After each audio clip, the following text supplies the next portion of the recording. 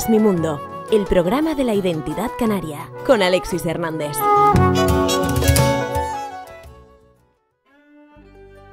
Rubén Armiche, artista plástico, docente, y dices tú en tu Twitter que te defines como trabajando por y para la cultura de Canarias. En eso no has cambiado, ¿no? Estás un poco mayor ya con respecto a algunos años atrás, igual que todos, por suerte seguimos aquí, sí. Pero en eso no has cambiado. Estás obsesionado con la cultura y además descubriendo nuevas facetas artísticas. Gracias por estar aquí. Y gracias por compartir este ratito con todos nosotros, ¿no? Encantado. Y muy bien, sí, la cultura, yo creo que soy de esas personas que, no sé si es una utopía, pero yo creo que hay que intentar llenar de contenido nuestra cultura canaria y en el aspecto visual, tecnológico, es muy importante. Y sobre todo que las nuevas generaciones, los niños y la gente joven, vean producto canario hecho por canarios y que hablen canario, ¿no? Sí. Muchas veces lo hemos hablado nosotros mucho en los programas. Sí, señor. Rubén, cuéntame, descubriste el mundo de la animación y parece que te va ganando la partida. Estás metido en distintos proyectos, ya has llevado a cabo algunos otros. Ahora mismo estás de lleno en una animación, por un lado, que tiene que ver con Corona del Viento, un sí. contenido ecológico. Por otro lado, con el Colegio de Fisioterapeutas sobre la higiene postural, con un proyecto de Tu Amiga la Columna, animación. Nos has contado una historia sobre los bailarines, la bajada del hierro, porque sigues en el hierro, evidentemente. De hecho, estoy viendo que estás en tu estudio. Es decir, la animación, en tu caso, sobre todo en tu caso, ha venido para quedarse, ¿no? Sí, es curioso porque entró de una forma como muy natural. Yo creo que mi pintura es simbolista y es también muy narrativa, y siempre he querido contar historias cuando pintaba, ¿no? Y cuando pintaba el lienzo, para que me puedan entender, ¿no? Sí. Pero realmente al final me di cuenta, la animación siempre ha sido una nueva animación. Disney para mí siempre fue impresionante. Yo recuerdo cuando iba al cine, veía las películas de Disney, sobre todo cuando empezó a hacer la cámara multiplano, que era esa cámara que se adentraba en los dibujos, ¿no? Era una cámara que había hecho Disney. Sí, se estrenó, si no recuerdo mal, con La Bella y la Bestia. Creo que fue, sí, con aquella producción en la que habían unos traveling y unos movimientos, ¿no? Impresionante, ¿no? Hombre, empezó mucho anterior, llegó un Oscar incluso porque llevó un Oscar por esa tecnología que habían inventado, que era la cámara multiplano, que eran poner cristales, cada uno tenía un dibujo y la cámara iba bajando, iba quitando un cristal, y entonces te da la sensación óptica de que tú te metías en el dibujo, ¿no? Por La Bella y la Bestia lo perfeccionaron ya con agua, con digital, porque claro, el proceso al final se convirtió en algo digital. ¿Qué pasa? Que cuando ibas a un cine, yo que era un niño que me encantaba, siempre me gustó mucho dibujar, inventar y demás, y saber que te podías meter dentro del dibujo y que tu física entraba dentro, que es lo que uno imagina cuando pinta, que eso es una de las cosas muy curiosas. La gente piensa que cuando tú piensas en bidimensional, ¿no? Y yo, como dice mi mujer, dice, tú pintas algo que es una ventanita de lo que estás viendo, ¿no? Y es real. O sea, yo me imagino mi cabeza está en todo el contexto. Pues fíjate. Y dibujo una parte, ¿no? Y la gente piensa que no. Eso. Yo que soy bastante malo dibujando, entre otras cosas porque no dibujo nunca, y eso ayuda a seguir siendo malo.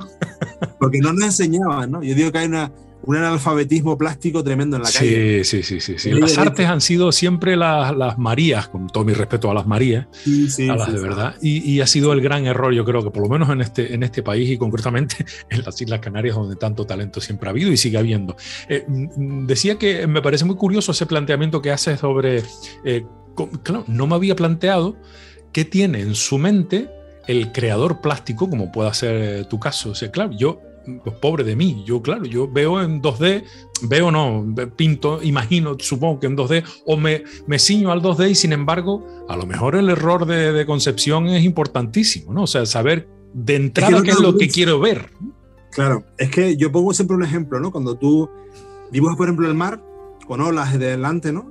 La ola no es blanca, la espuma no es blanca, la espuma depende siempre de lo que tengas aquí arriba. O sea, esto lo refleja la espuma delante de tu cuerpo. Si tú sabes el color que está aquí detrás, en la parte alta de tu cabeza... En la coronilla, sí. Eso es lo que es el color que está en la espuma, ¿no? Si no has la prueba, ve a una playa y cuando veas una puesta de sol, mira el color de la espuma. Y gira la cabeza para arriba y mira el techo del cielo. Y verás que es el mismo color, ¿no? Eso es un ejemplo de que si tienes capacidad espacial, tú te imaginas todos los colores que hay alrededor. O sea, todo el mundo que envuelve las cosas. Por eso cuando ves una imagen creada por alguien que tiene capacidad espacial, te la crees. Pero hay imágenes que son muy bonitas, pero no te las crees. Y muchas veces eso en clase, dando clase yo, muchas veces me da mucha pena porque hay gente que le encanta pintar, pero es nulo en capacidad espacial. Sino que ellos cogen una foto, de hecho hay una moda ahora muy, Instagram ha potenciado todo eso, ¿no? Del hiperrealismo, ¿no? Cojo una fotografía muy bien hecha, la amplío, la cuadriculo el lienzo y hago una impresión de óleo, ¿no? Porque realmente en vez de una impresión digital hago una impresión en óleo. O sea, claro, ahí pierdes parte de la magia de la propia creación, que es la creatividad de inventar, ¿no? Pero eso en realidad porque hay gente muy creativa y no puede desarrollar. Eso en realidad no es el hiperrealismo, es un hiperrealismo un poco forzado, porque los verdaderos hiperrealistas no han utilizado nunca una ampliación de ese tamaño, ni la digitalización, hasta donde yo sé, ¿no? Sí, Antonio López, que es el más hiperrealista más importante que tenemos, junto con Naranjos y con otros autores, pero él, por ejemplo, va al sitio, además es un obsesivo, ¿no? Él pinta a lo mejor 3 horas al día en el mismo sitio para que la luz entre. Yo sé que es un poco fraile, ¿no? En ese sentido, ¿no? Pero es verdad que su pintura no es una foto, su pintura va más allá de eso, es mucho más poética, ¿no? Pero claro, todo eso es verdad que tiene que ver mucho con el tiempo. El arte y el tiempo, parece que no, pero está muy unido. Pero el tiempo, ¿a qué te refieres? ¿A la medida cronológica del tiempo, al paso del tiempo, a la situación meteorológica? ¿A qué te refieres? El tiempo en 2 aspectos muy importantes. Uno, la dedicación a la obra, que es muy importante. O sea, antes a lo mejor no había pudor ninguno de dedicarle a un cuadro 2 años o 3 años de ejecución, que eso es impensable en este momento. Y después también el tema del tiempo de tranquilidad, de poder reflexionar sobre lo que estás haciendo, ¿no? La tecnología, que son las tablets y todo este tipo de sistemas, son muy inmediatas, te permiten correcciones constantemente sin que se note en la obra, cosa que es negativa porque muchas veces es primero hacer y después voy a ver si queda bien y lo borro. Y parece una tontería, pero el concepto es diferente. Es como cuando escribimos a máquina, o escribimos con el ordenador, o escribimos con una pluma, ¿no? Los errores en pluma los ves, en cambio en el ordenador los borras, ¿no? Entonces a veces no hay una reflexión, sino una inmediatez de justamente cómo estás trabajando, ¿no? Entonces, esos pequeños detalles hacen que la forma de trabajar sea muy diferente. Y nosotros que somos de una generación que vimos anterior a Internet a las tecnologías de cómo eran con los ordenadores y cómo es ahora, ¿no? Pues esta anécdota que te comentaba al principio de la cámara multiplano, pues ahora mismo la tengo en las manos en mi casa. Yo tengo un ordenador que me permite hacer ese efecto de la cámara multiplano de la forma que yo quiera. Entonces, claro, se ha acercado muchísimo la tecnología, el arte y toda esa mezcla. Y a mí me ha cogido en un momento para mí muy bonito, que es la mezcla de muchos conceptos plásticos y analógicos, ¿no? Entonces me viene muy bien. Tengo un amigo músico, se llama Manolo Rodríguez, y claro, es un músico que empezó tal cual estamos contando este tipo de anécdotas. Nosotros somos de la generación, él también, de la generación que aprendió a escribir con una máquina de escribir, a escribir mecánicamente digo, una máquina de escribir, y ahora sabemos escribir, algunos con más aciertos que otros. Yo estoy entre los que menos acierto, desde luego, con un ordenador. Empezamos con una máquina de escribir absolutamente mecánica, analógica, y ahora estamos en la era digital. Él es músico, metido en el mundo del arte como tú, pero en el arte sonoro en este caso. Ahora te explico por qué te cuento todo esto. Él empezó estudiando con instrumentos de cuerda.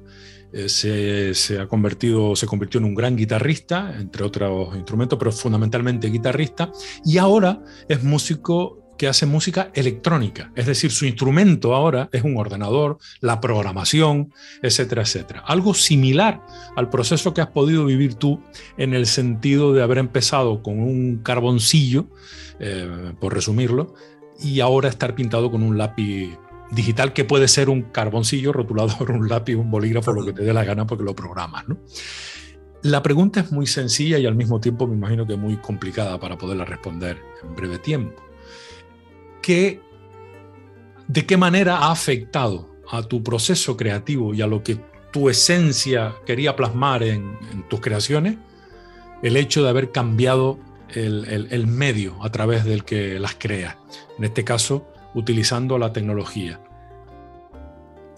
Yo creo que una de las grandes cosas que pasa es que el medio es muy bueno, pero tienes que aprender a parar. O sea, puedes llegar a un momento de pulimiento que puedes llegar a llegar a los límites de que ya te puedes llegar hasta obsesionar, ¿no? Entonces muchas veces lo digital tiene esa cuestión de que puedes repasar todo el tiempo, puedes poner miles de efectos, miles de cosas y demás. Y entonces, ¿qué ocurre? Que, por ejemplo, en lo físico, en el óleo, por ponerte un ejemplo, Sí. tú en el óleo terminas un óleo y tú puedes darle veladuras, como estuvo pues Leonardo da Vinci haciendo 30 y pico veladuras, que son 30 y pico transparencias a la Gioconda, ¿no? Durante 40 y pico años, ¿no?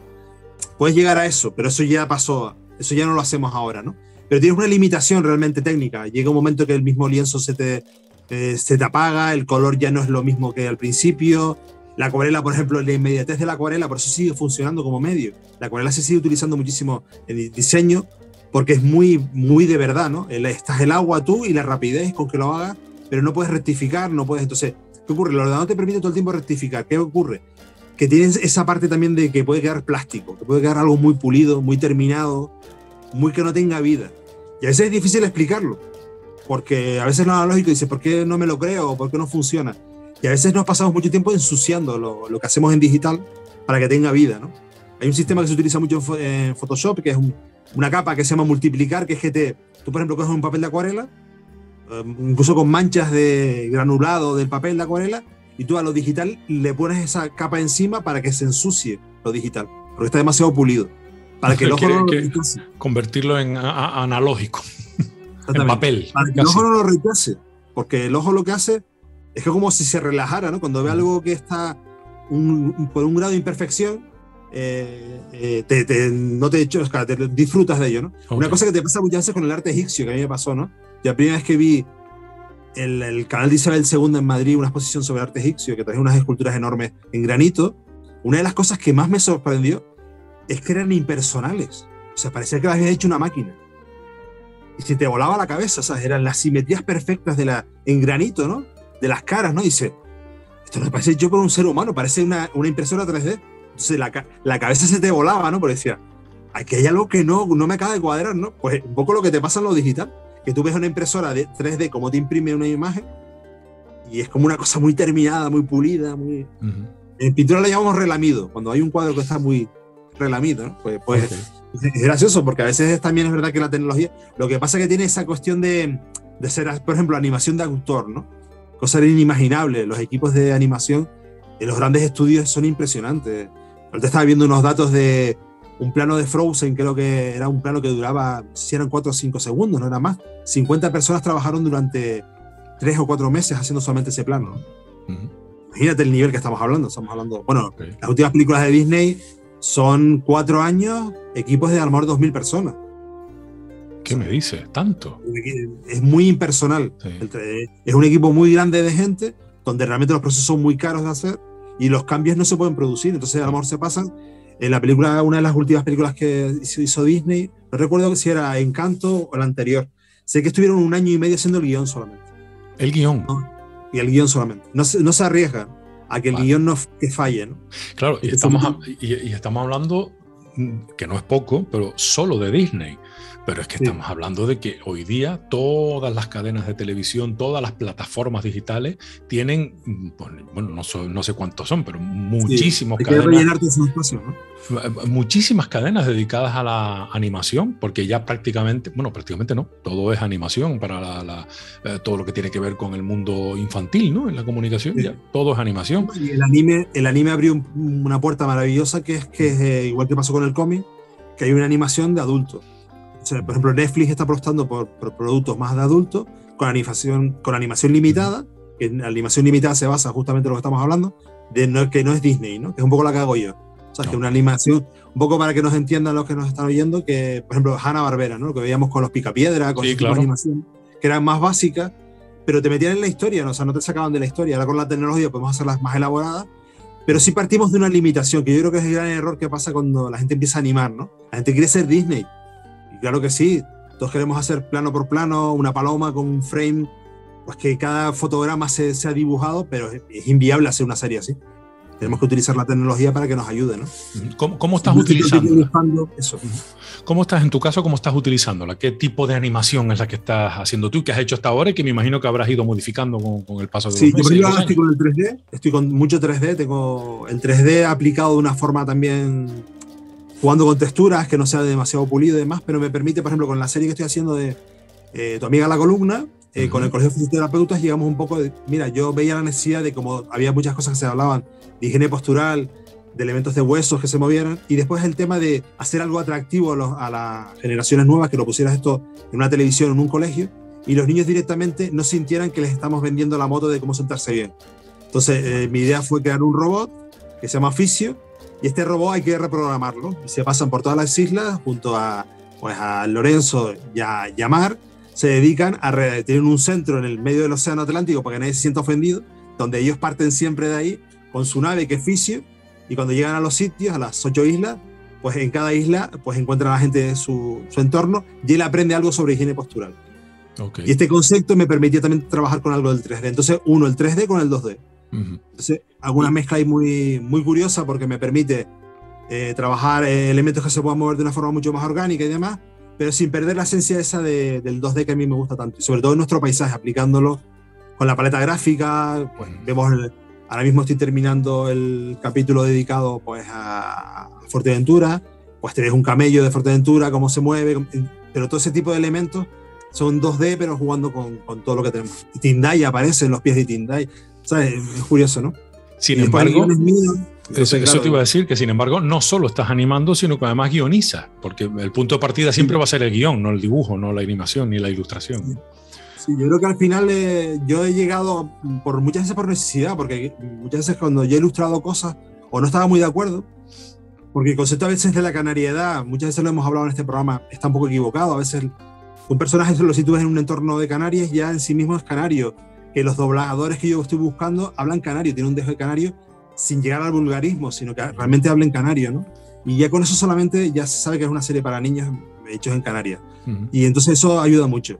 Y el guión también me permite también hacer un análisis un poco de la serie como quiero hacerla. De hecho, me pasó una cosa muy curiosa, porque tenía un metraje determinado a cada capítulo y al final he ampliado eso. ¿De cuánto estamos hablando en cada capítulo? En cada capítulo 10 minutos, 11 minutos. Pero eso en animación es mucho, ¿eh? Una barbaridad, una barbaridad. ¿Cuánto te lleva de tiempo, teniendo las ideas claras, cuánto te lleva a producir, más o menos, redondeando 10 minutos, imagínate? Yo, por ejemplo, te cuento el proceso solamente de la preproducción, o sea, antes de empezar a animar, que casi todo el mundo lo que primero quiere hacer es dibujar y empezar a animar, nos ha llevado 1 año y medio casi preproducción solamente. Wow. ¿De todos los capítulos o de alguna parte, por lo menos? De todos los capítulos. Porque, de todo. La serie está cerrada, digamos. Sí, está cerrada. Entonces, ¿qué ocurre? Yo ahora estoy solamente en el proceso de animación, que ahí estoy corre para que llegue a tiempo, pero fíjate tú si es complejo, porque primero, el guión de texto, para que nos podamos entender, ese guión va a una revisión, que en este caso el Colegio de Fisioterapeutas, lógicamente, su grupo lo ha revisado, miramos los pros y los contras, definimos también un poco la serie antes, para ver cómo funcionan los personajes. ¿Qué pasa? Después de eso va a un diseño de producción, mirar cómo vamos a tener el aspecto de la serie, cómo va a ser la serie. Una vez que definimos eso, se pasa al storyboard. El storyboard es como si fuera todo hecho en cómic de todos los capítulos. Por ejemplo, te voy a enseñar aquí te voy a enseñar en primicia un storyboard que tengo aquí, por ejemplo, ¿no? El storyboard que te has hecho tú, evidentemente, claro. Totalmente, ¿no? Todo esto que tú ves aquí, están todos los planos definidos aquí y todo el guión aquí y las interacciones que hay. Una historia. Y además está hecho en papel, si no me equivoco, ¿no? Por lo que sí, está hecho en papel para que un poco definir. Por ejemplo, este es el de Gran Canaria, que aquí aparece Don Roque, Roque Nublo. Don Roque Nublo, ahí está. Sí. Roque Nublo y tal, ¿no? Y hablando aquí, y aquí aparecen los textos. Esto, por cierto, ese sistema de storyboard lo cogí del anime, que el anime trabaja así, ¿no? Tiras por un lado de dibujo y después por el otro lado de texto. Y después, una vez que tienes esto hecho, se hace el capítulo con esto, con los storyboards y con una voz del tiempo exacto de la voz. Entonces, con unas voces de transición, no las definitivas de doblador. Y una vez que tenemos esto, imagínate lo que te estoy diciendo, todavía no hemos animado. Una vez que tenemos todo esto, se va al estudio de grabación y se graban las voces que quedan definidas ya, terminadas. O sea, yo tengo la serie ya, todo el audio de la serie la tenemos ya hecho. Okay. Después se va a música y después todo el tema de sonido y después ya empezamos con animación. ¿Por qué? Porque para saber exactamente lo que tengo que animar sin irme más allá, porque el montaje en animación prácticamente no existe. Ya te viene todo tan marcado ya para poder... Este sistema lo inventó Disney para evitarse el tema de los pósteres.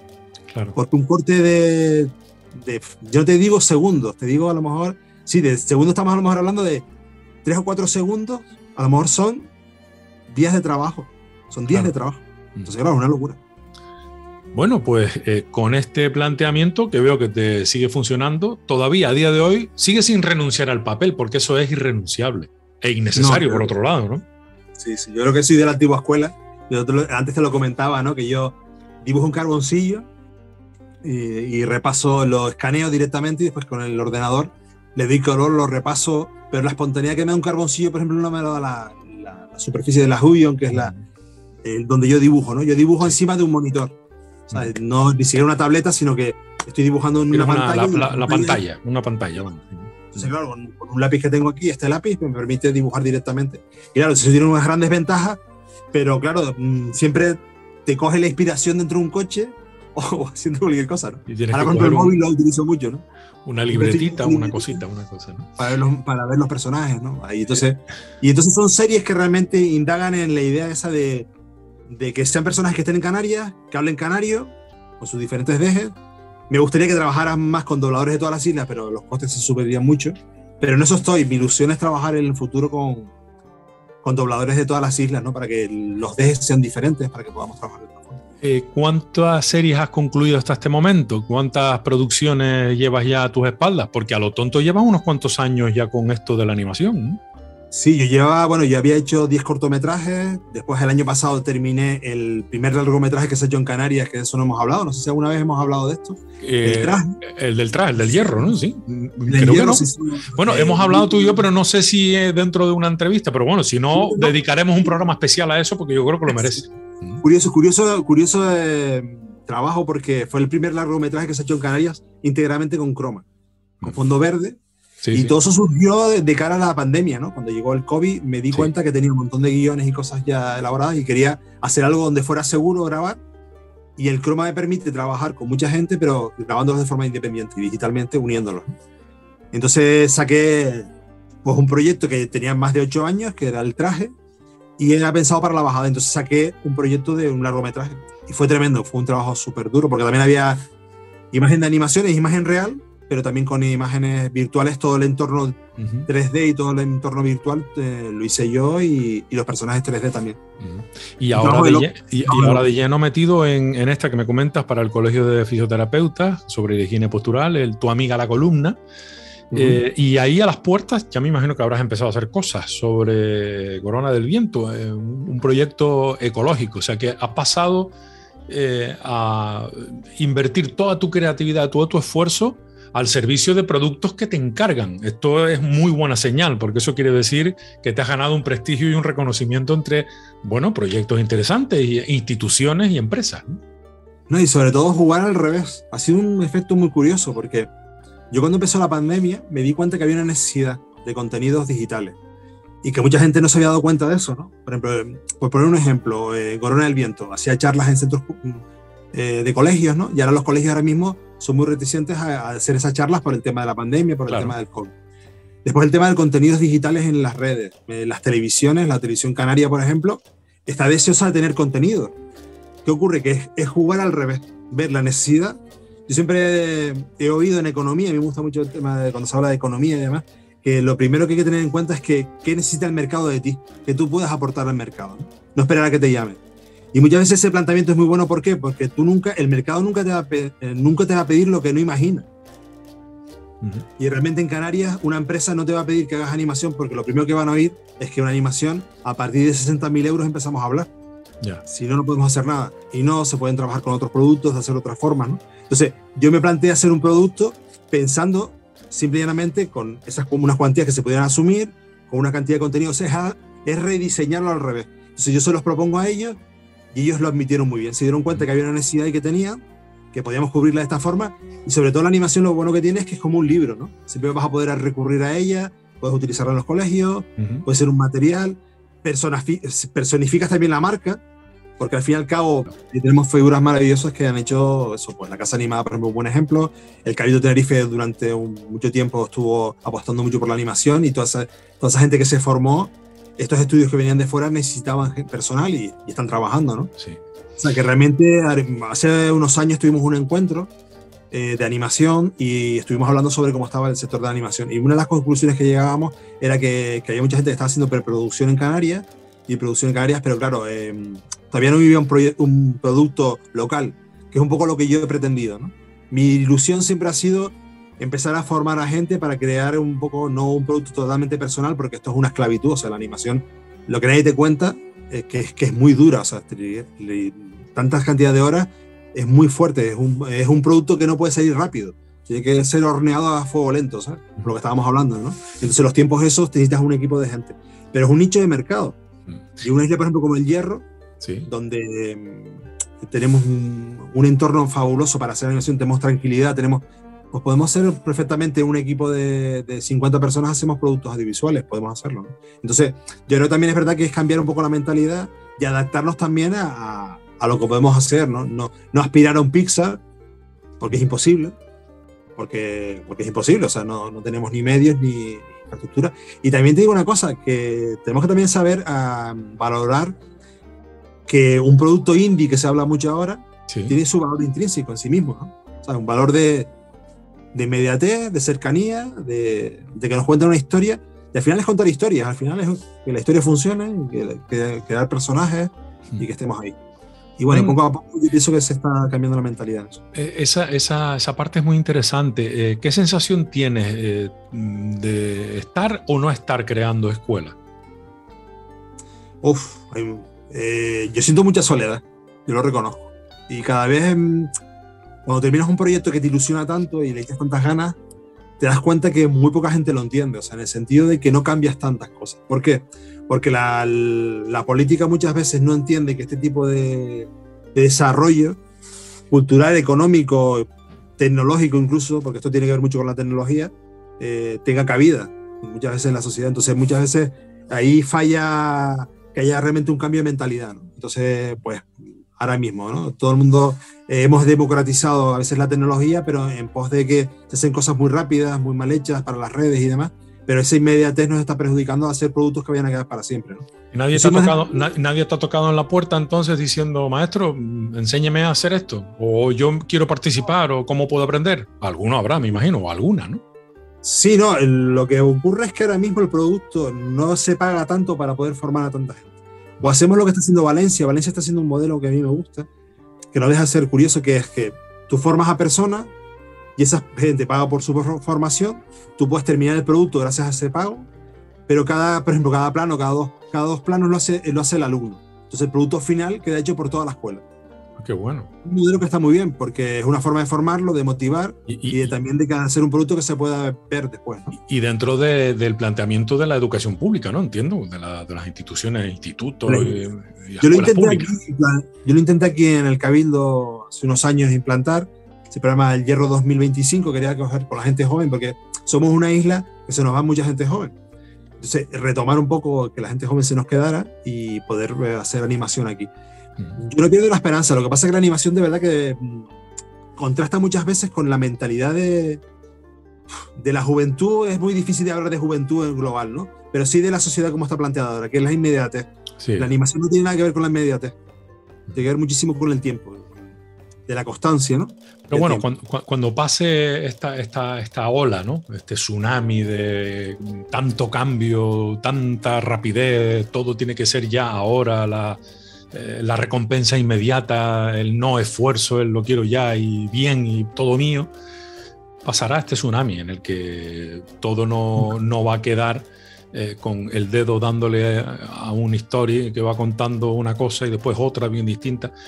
En algún momento tendrá que llegar, la ola tiene que llegar a la orilla y en algún momento tendremos que tener un poquito más de sosiego, digo en general y hablando como sociedad, porque eso incluso nos ha tocado a nosotros mismos, a los que ya tenemos ciertos años, ¿no? Nos ha sorprendido y también nosotros nos hemos entusiasmado con el dedo para arriba, ¿no? Las plataformas mismas, ¿no? Las plataformas en esencia están muy bien, pero claro, el otro día estaba comentando los sociólogos, lo estaba comentando y me parecía muy acertado, dice, cambiamos el fútbol por las plataformas. Resulta que el tiempo, ya no tenemos tiempo, o sea, llegamos a casa, nos enchufamos el Netflix, sí, vemos que un carpintero americano tiene una casa enorme, se dice, los carpinteros aquí no ganan tanto, ¿no? Sí, bueno, son modelos que estamos copiando. Yo sobre los americanos tengo muchas dudas, pero tengo dos. Una es, ¿cómo consiguen los que salen en esos programas de reforma y no sé qué, esos pedazos de casa que le cuestan $1.000.000 no sé cuánto de dólares? No sé cómo lo consiguen. Y otra pregunta que siempre me he hecho es por qué todos los ovnis aterrizan en Estados Unidos. Pero bueno, sí, esta segunda a lo mejor lo resuelves en una animación tú. Yo sigo en Instagram uno en Instagram que se dedica a recopilar ovnis de todo el mundo, ¿no? Ah, sí. Sí, y es curioso, salen muchas cosas que te quedas, bueno, media mosca, ¿no? Algunos parecen farolas, ¿no? De lejos, no te digo que no, o sea, no es para tirar cohetes, porque como dice siempre, dice, nunca se ve un ovni bien visto, yo no sé por qué. Entonces, son en Sudamérica, son en Norteamérica, sí, Sudamérica, Brasil un montón. Sí, eso está claro. Entonces, claro, vivimos un poco en ese cambio que va a venir, que está viniendo, pero también nos da muchas posibilidades. Y Canarias se puede beneficiar muchísimo de esto porque es compatible con nuestra región, de cómo vivimos, de nuestro entorno, de la naturaleza. Son industrias como la animación o como el audiovisual que no son agresivas con el entorno. Rubén, en todo este proceso, en todos estos años, ¿dónde ha quedado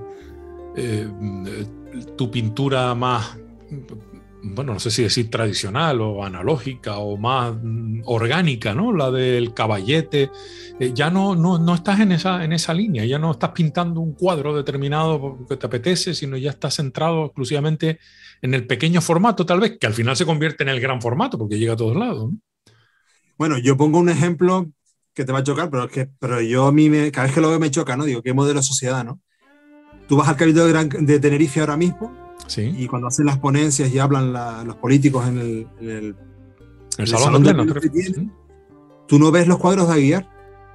Tú ves un cartón pluma detrás de una fotografía del Cabildo con un logotipo, pero no ves los cuadros de Aguiar. Tapando los cuadros. Tapando los cuadros de Aguiar. Entonces, claro, ¿cuál es el problema? Que estamos viviendo una sociedad muy trasnochada. Queremos homogeneizarlo todo. Y la pintura en todo eso ha perdido muchísimo, porque claro, la identidad también es la pintura.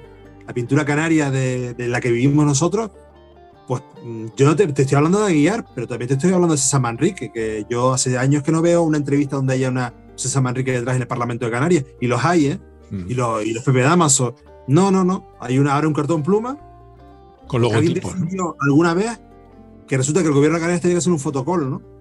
Entonces, ¿qué pasa? Que homogeneizas todo para que las televisiones queden bien, porque si yo lo monto con otro plano en otro sitio, quedemos.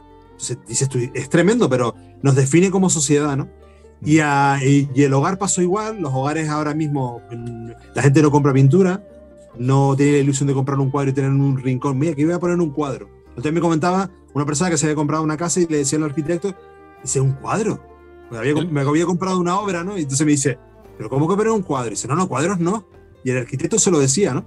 El arquitecto. Si el espacio vacío. El arquitecto. Claro, porque las artes se separaron. El arquitecto se separó del pintor, entonces, claro, al final había un compendio donde se trabajaba conjuntamente. Yo llegué a ver esa época. Yo en el 97, claro, estamos hablando ya de tantos años, en el 97, yo hice un mural para un sitio que era un hall de entrada de un casino, que era un problema que había arquitectónicamente. Era una escalera muy grande y había una pared muy grande de 8 metros que quedaba extraña allí. Y el arquitecto contactó conmigo y lo hicimos. O sea, trabajábamos de forma conjunta. Ya eso se perdió. Ya se ha perdido mucho. Se ha perdido mucho. No digo que en otros sitios no se siga haciendo, pero sí se ha perdido bastante. Entonces, ¿qué ocurre? Que al la demanda bajar tanto, la obra pictórica ha bajado. Las galerías también. Yo cada vez que oigo que Arco ha funcionado este año, ¿qué ha funcionado? Vender un Botero, un Picasso, un Tapia. Obra nueva no se está vendiendo, muy poquita obra se vende, ¿no? Entonces, hay también un poquito de especulación en todo esto, ¿no? Entonces, muchas veces lo hemos hablado que el arte también ha quedado en eso. Yo me he quedado cosas con qué, con el caballete en la formación. Yo sigo dando clases de pintura y sigo viendo que sigue siendo el mejor elemento para empezar a ser creativo, ¿no? El instrumento de pintar te permite abrir tu cabeza a ese mundo interno que tienes, lo que te contaba antes, ¿no? No hay cosa más rápida que coger un papel y desarrollar tu idea que tienes en tu cabeza. Y eso te lo da el dibujo y te lo da la pintura. Independientemente. Entonces, somos un ejemplo, perdona, solamente un apunte. Sí. En las audiovisuales, aunque trabajemos con mucha tecnología, me acabo, por ejemplo, de terminar de ver Juego de Tronos, ¿no? Nunca lo había visto y me ha sorprendido, ¿no? La dirección artística está toda hecha con gente que dibuja a lápiz, todo el armamento, todas las cosas, los dragones, y eso lo pasa a un modelador que lo suele hacer a veces en 3D, pero a veces lo modela directamente, después lo escanean. O sea, sigue habiendo el mismo proceso, porque la creatividad, la inmediatez del cerebro, el dedo, es impresionante. Entonces, la dirección artística en las películas funciona por eso. Y estamos viendo una época donde realmente se necesita mucha gente que trabaje de esa forma, ¿no?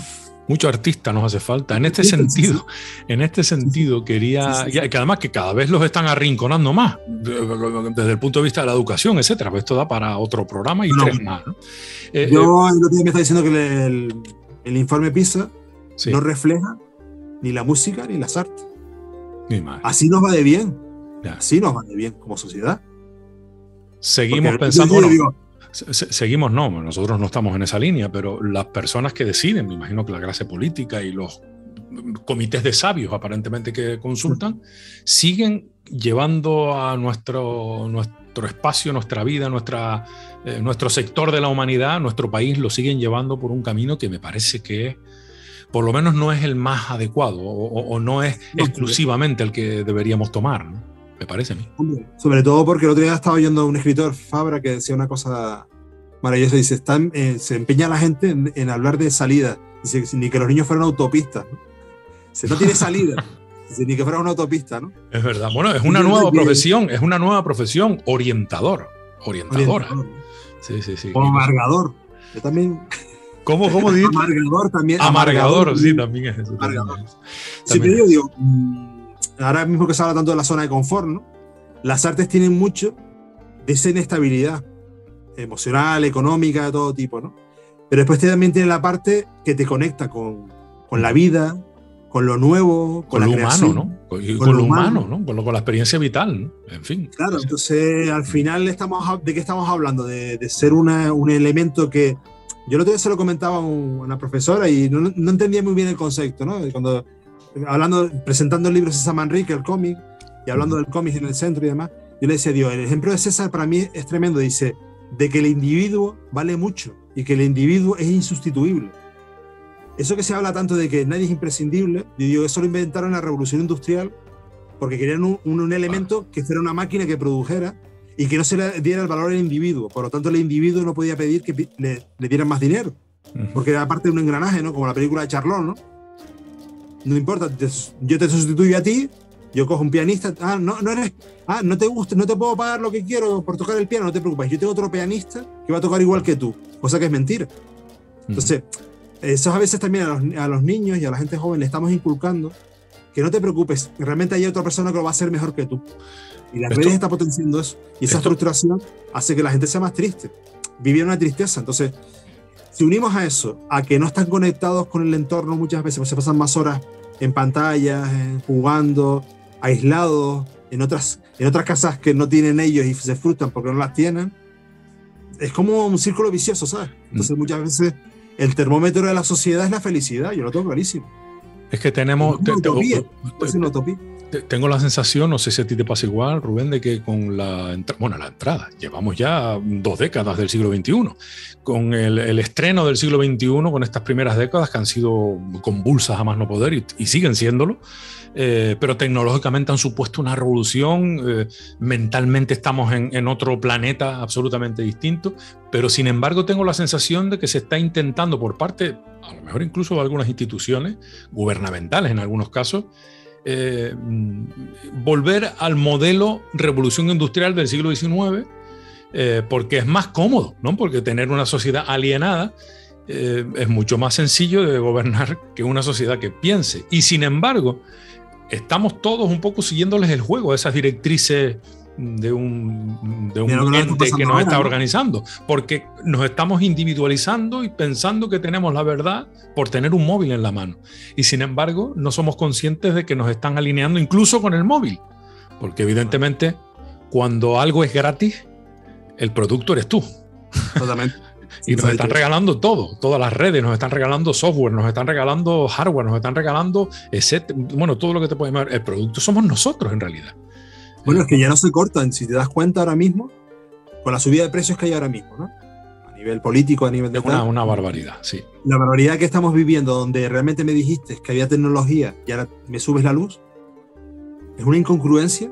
Es decir, o sea, tengo tecnología, pero ahora me subes la luz a unos niveles que va a parecer tengo que mirar cuando apago y enciendo la luz. O sea, sí. Imagínate la locura, la bicefalia que nos están haciendo vivir. Y después el tema de que el verbo, la palabra... es muy importante, porque como se dicen las cosas, ¿no? Ya no se hablan de personas, se habla de consumidores. Es que si no, se baja el consumo. Es que si no, sube el consumo. O sea, ¿Qué pasa? Aquí nadie habla de que el tema, por ejemplo, los datos que dan los psiquiatras y los psicólogos en este momento de la gente joven con el tema de los suicidios, con el tema de la frustración, son muy preocupantes, muy preocupantes. Y a mí no me vale la pena que me dicen, no, siempre ha pasado que la gente sí, no, pero es que claro. Los datos son muy preocupantes. En una sociedad donde se supone que tenemos más bienestar, que la frustración sea tan alta. Yo empecé a dar clases hace muchos años, entonces yo he visto cómo eso ha ido bajando. O sea, el umbral de frustración ha llegado a unos límites que es increíble. La gente se frustra y entonces no empieza a hacer nada por la frustración. Entonces, claro, se está haciendo una sociedad más triste. Y por lo tanto, si te plantean que la gente son consumidores solamente, yo creo que no. Yo creo que es un tema de bienestar social. Que tú a una persona le subas el gas en la península, le estás diciendo que va a pasar un invierno metido en la cama con una manta, porque es que no va a poder interactuar. Claro. No se puede desarrollar como un individuo. Sí. Y si no puedes tener el nivel adquisitivo adecuado para no solo encender o apagar la luz, sino ir a determinadas zonas del supermercado, vas a comer peor. Aparte de que seguramente vas a comer menos, pero vas a comer peor. Y eso va a generar que tu salud se deteriore también físicamente, además de emocionalmente, por no tener... Lo que pasa es que hemos perdido la capacidad hemos homogeneizado todo el mundo. Hay cosas que son incongruentes, que Alemania venda luz solar y que España no lo venda al resto de Europa. Es un ejemplo de la locura que hemos vivido, de que la gente aquí hemos tirado tomates y nosotros, nuestra generación se acuerda de ver los camiones tirando tomates en el sur de Gran Canaria, y ahora el tomate es un lujo en un supermercado. Sí. Te compras un tomate de rama y parece que te estás comiendo, a ver cómo lo hago en la ensalada, ¿no? Y tal. Sí, para no desperdiciarlo. O el aguacate, ¿no? Exacto. Bueno, el aguacate era la segunda Bitcoin del mundo, el aguacate, vamos, espectacular. O sea, una cosa de loco. En fin, en cualquier caso, todo este panorama al final, ¿en qué se traduce si hablamos de arte en Canarias? Porque no sé en qué momento, yo sé muy poco, pero desde luego ahora sé menos todavía. No sé en qué momento artística y creativamente, desde el punto de vista plástico me refiero, nos encontramos en Canarias en este momento. No sé qué nombres poner sobre la mesa. Por suerte tenemos grandes artistas, entre ellos estás tú, vigentes, ¿no? Y en vida. Me viene a la memoria, a la cabeza ahora Damaso, por ejemplo, por nombrar alguno. Pero ¿en qué momento estamos? ¿Estamos en un momento distorsionado? ¿Estamos malo? ¿Es bueno? Yo creo que estamos estamos todos separados, desgregados, no me sale la palabra. Disgregados. Bueno, disgregados, exactamente. Estamos todos separados, que la tecnología parece que nos está uniendo, pero no nos une. Y después el tema está que en Canarias siempre hemos pecado muchas veces que en las escuelas que había en Canarias, como estaba la indigenista, o en la escuela Luján Pérez, yo estuve muchos años en la escuela Luján Pérez, había unas tendencias, ¿no? Había detrás del arte había un contenido social, una forma de entender la sociedad, de lo que se quería mostrar. Hemos perdido mucho de eso, porque claro, el arte muchas veces dejó de ser simbolista, en muchos aspectos, ¿no? Se convirtió en un arte abstracto, y dentro de esa pelea del abstracto y lo figurativo y el simbolismo, hay unas peleas internas ahí, ¿no? Entonces, muchas veces el de abstracto, a mí me lo dicen muchas veces, ¿no? Además me gusta cómo me lo dicen porque es muy gracioso. Dice, es que tu discurso no me interesa. Es la cosa más antidemocrática que puede haber. ¿Y eso te lo dice un artista? Un artista. Bueno, eso es preocupante, me parece. No, claro, pero es que hay dictadura del gusto. Es que hay una dictadura del gusto en el sentido de que hay galerías en Canarias que no te exponen arte figurativo. Porque lo desprecian. O sea, es muy raro verte una galería en Canarias que, por ejemplo, apueste por el hiperrealismo. Muy poquitas, ¿no? O que te apueste por un arte más simbolista, ¿no? Y de hecho, las galerías muchas veces se convirtieron no en apuestas de gente que esté... No, sino como un gremio cerrado. Y eso no es positivo para nadie, ni para los artistas, ni para nadie. De hecho, es un error cuando tú ves muchas veces estas publicaciones que se hacen sobre el arte en Canarias, que muchas veces los comisarios de eso no están viendo realmente lo que se está haciendo. ¿Por qué? Porque el arte está vivo en la calle y a veces te estás olvidando de gente que está haciendo diferentes trabajos dentro de otras ramas que tú no controlas y que ya las etiquetas ya... A mí que me pongan etiqueta de escultor me parece ya que no me cuadra conmigo. Me ponen pintor, tampoco me cuadra. Me ponen pues animador, tampoco me cuadra. Soy un compendio de muchas cosas, ¿no? Y el arte se ha convertido en eso. ¿Qué ocurre? Que eso ha hecho que también se empobrezca. Porque muchas veces el contenido, es como los músicos, ¿no? Cuando cantan muchos músicos juntos, la cultura canaria se enriquece. Pero ahora mismo no hay encuentros, si te das cuenta, culturales conjuntos de pintores canarios no se les tiene muy en cuenta, lo que estábamos hablando a nivel institucional no se tiene. Parece que, y eso se ha dejado ir, ¿no? Se ha dejado morir el gremio. Me refiero por parte de las instituciones, incluso de la propia sociedad. Ya ni reclamamos. Yo creo que hemos tenido también culpa, ¿eh? La autocrítica yo creo que es bueno tenerla en cuenta. Los artistas hemos tenido culpa de eso, porque los artistas hemos despreciado muchas veces la opinión del público. Y nosotros nos debemos a la sociedad. Bueno, pero eso también es parte del perfil de un artista, ¿no? Ir un poco en contra. Pero si tú fueras a ver una obra de teatro de Sacristán y en medio del escenario te ponen un cubo blanco y Sacristán se sienta en una silla y no habla. Ajá. La gente empezaría a abuchearlo y la gente se saldría de allí y diría, me han timado. Yo venía a ver una obra de Sacristán. Sí. Entonces, eso es lo que le ha pasado al arte. Al arte realmente te ponen un mamotróte en una rotonda. Ahora un chiste que se hace mucho, ¿no? Es más feo que una escultura en una rotonda, ¿no? Se dice ya como chiste. El otro día lo oí y me digo, ya, lo que hemos conseguido, ¿no? ¿Por qué? Porque no había coherencia, se hacía la rotonda, ¿no? Se le metía el mojón allí, da igual. Allí da igual lo que pensaras y lo que no pensaras. Pero ahí tenemos la escultura de Montul, por ponerte un ejemplo. Sí. En la Plaza de España. Sí. Que la sigues viendo, que han remodelado toda la plaza por fuera y sigue siendo una obra de arte. Y te sigue contando mucho, y te sigue transmitiendo mucho, y tiene su toque de modernidad y su toque de algo de esencia, ¿no? O Lady Arimawada. Lady Arimawada tú la ves y tiene algo, tiene magia, tiene olas, tiene mar, tiene brillo. O sea, la buena obra se nota cuando es buena obra. ¿Qué ocurre? Que muchas veces hemos llegado a un momento que, señores, Anchas Castilla, voy a la ferretería, me compro un cubo de pintura y soy pintor. Ok. Entonces, muchas veces, cuando tú planteas eso y eres crítico, tú sabes que yo soy muy crítico. Me acuerdo de unas entrevistas que me hiciste una vez, hablando de Miró, ¿no? Y tú me decías, ¿cómo te atreves a decir que no te gusta Miró? Y tal. Pues sí, hay que decirlo. Y bueno, que no te gusta, pero bueno, tiene reconocimiento, eso es verdad, ¿no? Sí. Que muchas veces es circunstancial, muchas veces es la época, las entreguerras, los marchantes. Pero bueno, nadie está en posesión de la verdad absoluta, en eso estamos de acuerdo, ¿no? Nadie. Ni tan siquiera Miró. Nadie, exactamente. Entonces, yo creo que la búsqueda hay que buscarla, la originalidad es importante, pero cuando te dicen eso del discurso es muy académico, ¿no? Muy de, no, es que esto está trasnochado, esto es un discurso, ¿no? Inténtame entender, yo te lo cuento si quieres, te cuento. Y podemos hablar, Rubén, de nuevas generaciones creativas en Canarias en el mundo del arte plástico. ¿O es demasiado prematuro? ¿O no existe?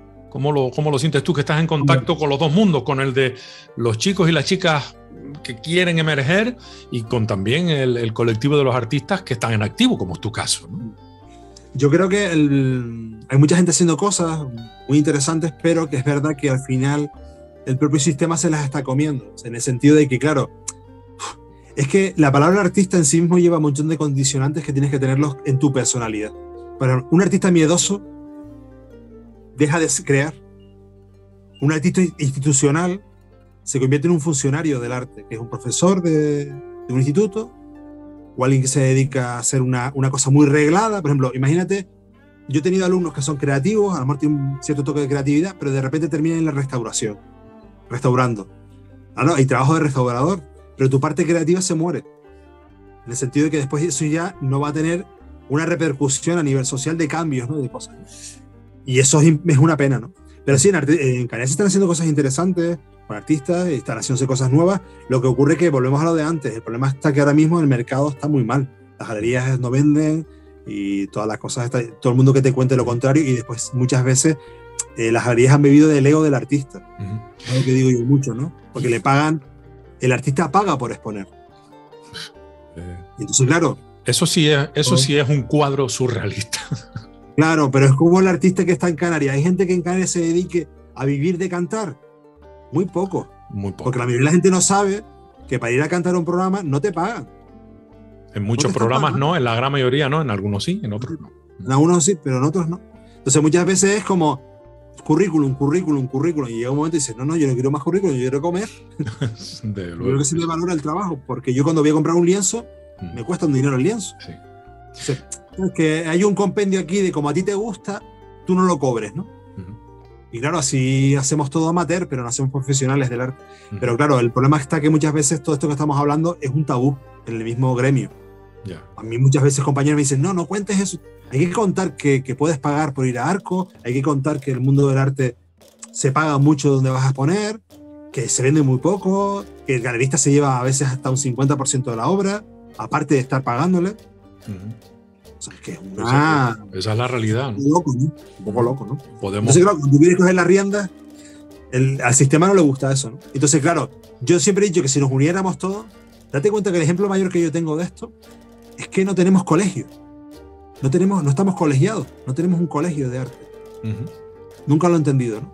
Y nos vendría muy bien, porque podríamos evitarnos un montón de problemas de tarifado, de intrusismo, de un montón de cosas.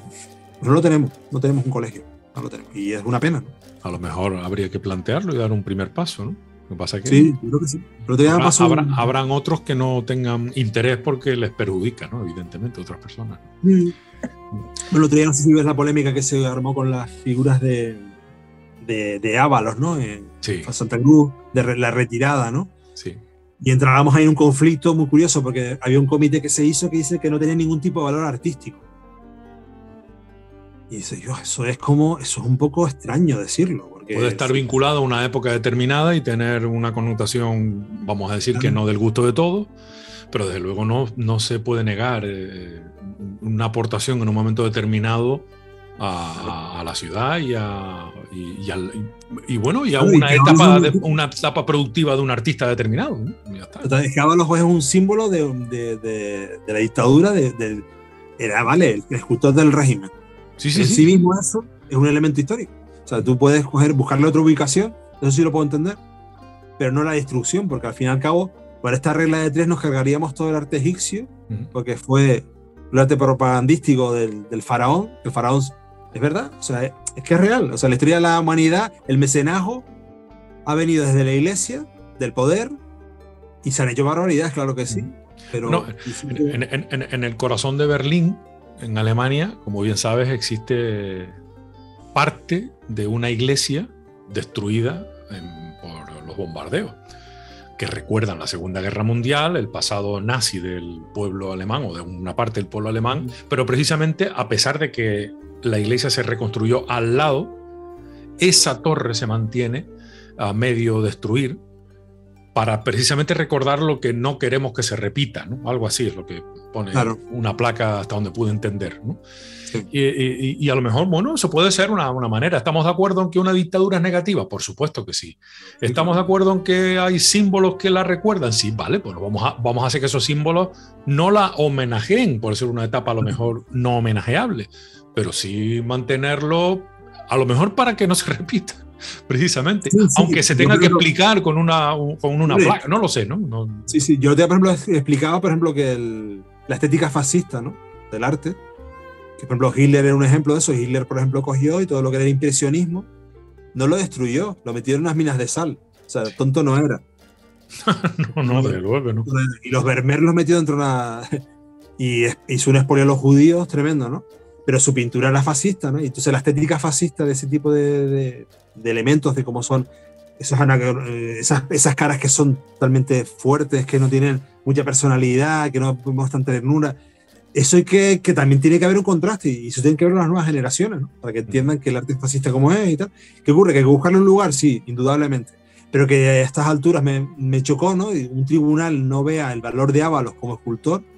Ábalos era un maravilloso escultor. Si es verdad que lo último que hizo para Almudena a mí no me gusta, porque es verdad que era una escultura religiosa y llegó a hacer cosas y tal, y no funciona, no sé, no.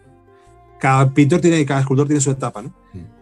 Pero tiene una época, ¿no? Entonces muchas veces también, yo creo que también a veces esas lecturas, y sobre todo porque el arte es una cosa muy curiosa, es como si fuera en un libro que pones una marca página, ¿no? De los periodos, el arte ayuda a contextualizar las épocas, ¿no? Y eso es intrínseco en el arte. Entender el principio del siglo pasado, te tienes que ir al arte. El cine come mucho de eso, si no, no sabríamos cómo vestiría la gente. Y muchas veces todo ese tipo de cosas. En este sentido, Rubén, y ya para terminar, no te quiero quitar más tiempo, si miramos al futuro, ¿cuál es el futuro del arte, vamos a decir, en Canarias? ¿Cuál es el que tú intuyes que pueda venirnos en los próximos años? ¿Cuál es la fotografía que te imaginas? Yo creo que nos estamos quitando esa idea de que la canariedad viene siempre por los mismos estereotipos, ¿sabes? Yo creo que la canariedad, siempre lo he dicho, que se está haciendo en esta época, de que las cosas hablan Canarias sin que llegar al vulgarismo, de que nuestro entorno nos condiciona como individuos, y ese es el futuro un poco que va por el arte en Canarias. La tecnología va a ser nuestro aliado, pero también es verdad que puede ser una idea de homogeneizar todavía más la sociedad. Y yo siempre digo que no podemos perder la pista, ¿no? De que lo canario también tiene que tener un valor en sí mismo, ¿no? Y ahí también está un poco la autonómica, las televisiones, las radios locales, que no perdemos esa esencia, ¿no? De que no nos dejemos tampoco todo el tiempo controlar por lo de fuera, porque lo de fuera está marcando un ritmo. Netflix y todas estas plataformas están demostrando que una historia coreana la entendemos perfectamente. Y es de Corea. Y es su cultura. Y mira la serie esta del calamar, que es cosa más local imposible, ¿no? Que te hablan de un dulce que no entiendes, de un concepto que no entiendes, pero tú entiendes la esencia de la historia, ¿no? Y en Canarias podemos jugar con eso. Podemos jugar con nuestra idiosincrasia, con nuestra forma de entender, y ya se están haciendo cosas muy interesantes con nuestra cultura, ¿no? Pues con nuestra cultura, por ejemplo, aborigen, haciendo relecturas con las últimas películas que hemos visto, que está muy bien, La piel del volcán, por ejemplo, ¿no? El título del volcán, no sé, algo que con la piel, no me acuerdo ahora muy bien. La piel, sí, creo que es La piel del volcán. Sí, no. Es un ejemplo bueno de cómo se puede buscar en la actualidad, en el pasado, contextualizarlo de una forma interesante y que sea exportable. Lo que pasa es que es verdad que ahora mismo el cine sufre una crisis muy grande y el arte de caballete, de exposición, estamos viendo una crisis un poquito de replantearnos todo esto y que al fin y al cabo una exposición tiene un toque anacrónico. Y duele decirlo, ¿eh? Pues soy el primero que me gustan las exposiciones. Pero las exposiciones se están quedando atrás. Ya que la gente vaya a un sitio a ver un cuadro y tal, pues tienes que buscarle un contexto, un atractivo para no perder público, ¿no? Sí, pero está pasando en todas las artes, ¿eh? Pero no podemos perderlas, porque eso es como no ir a un concierto de música en directo del estilo que sea. O sea, no debemos perderlo, pero sí tiene que ser atractivo para que efectivamente nos den ganas de ir, ¿no? Ahora mismo las plataformas pensamos que iban a desaparecer las músicas, porque los músicos no iban a percibir tanto, y se ha demostrado que el músico que ha aguantado es el músico de escenario, ¿no? Entonces, quizás a la pintura lo que hace falta, o al arte en sí misma, es que se meta en la sociedad, ¿no? Que sea, yo por ejemplo ahora mismo con el trabajo que he hecho con Pablo Díaz, yo trabajo con un músico. Pablo Díaz, músico para más datos. Pablo Díaz, músico. Un flautista, un músico excepcional. Pero entiende la tradición y la modernidad de una forma muy interesante, es muy emocional, y por ejemplo he hecho vídeos con él en 3D, le he diseñado el disco, o sea, hay un compendio, y de hecho estamos trabajando juntos con la serie, ¿no? O sea que al final, con Claudia, ¿no? Con Claudia también he hecho trabajos de obras teatrales, ahora mismo está con su obra Un sueño cada 4 años, he hecho proyectos con ella, o sea, realmente estamos ya todos más unidos, y eso es positivo. Claudia Álamo, para más datos, una de las grandes voces del hierro. Perdona, yo digo Claudia Álamo para unir. Y yo creo que si las artes nos unimos, artes que vengan de otros puntos diferentes, hace más grandes las partes, ¿no? Y yo creo que por ahí vamos, yo creo que por ahí está yendo el tema. Rubén, te agradezco mucho tu tiempo, tus conocimientos, y bueno, pues te sigo a través de las redes, que es donde podremos acceder a todos tus trabajos, contactar contigo, contratarte si llegara el caso, y sobre todo seguirte la pista, que siempre eres una de esas personas que suman, que aportan y que hacen más grande las Islas Canarias y nuestra canariedad, que por cierto es un término que no recoge todavía el diccionario. Pero es que ya se sabe que las instituciones siempre van a la cola. Pasa como con el arte, ¿no? O sea, aquí las instituciones van a su ritmo y a la cola. Rubén, de verdad, Rubén Armenche, muchísimas gracias por tu tiempo y enhorabuena por la parte que te toca de todos estos proyectos interesantes. Estaremos muy pendientes de la higiene postural que nos propones a través de Fisio, con tu amiga La Columna, tu última creación, y ya en camino la de Corona del Viento, ese matiz ecológico del que hablamos poco, pero así siempre tenemos algo pendiente. Ya hablaremos, porque esa es una serie bastante más grande y más densa, y seguramente va a ser un antes y un después. Esperemos que los niños, sobre todo canarios, la disfruten, ¿no? Que es lo que la máxima ilusión que más. Así será. Rubén, un gran abrazo, amigo mío. Cuídate mucho. Cuídate mucho.